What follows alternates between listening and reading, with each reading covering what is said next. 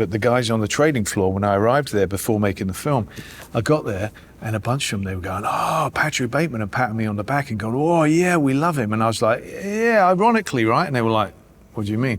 So it was always worrying, even back then. But, clearly, look, it's a satire on capitalism in the 80s, and as such is so bloody far-fetched and ridiculous that, to me, I can't help but think it's hilarious. Do you like Phil Collins? I've been a big Genesis fan ever since the release of their 1980 album, Duke. I'm not going to ruin anyone's enjoyment and say that I'm not a huge fan and that they're not life-changing songs. Of course they are, for everyone, right? Come on, when you admit it.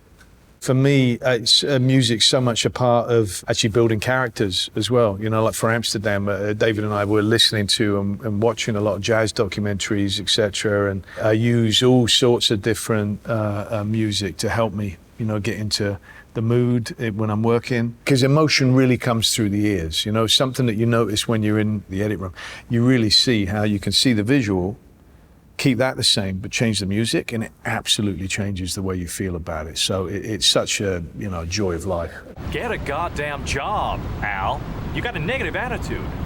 That's what's stopping you. I remember somebody threatening me on the street because some people did object to the film getting made and all that. And I remember people saying that they were going to do me harm and stuff like that, And I would actually go I remember somebody warned me, must have been a friend of mine who was crazy early on the internet. And they warned me, they called me up and they went, "There's some person and they know where you walk every single day and you go down this back alley and they say that they're going to jump on you and they're going to rip your cerebral cortex out of your head. So please don't go down that alley." So of course I was like, I'm going to that alley.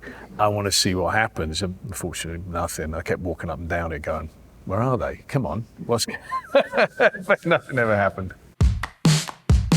Batman. I'm Batman.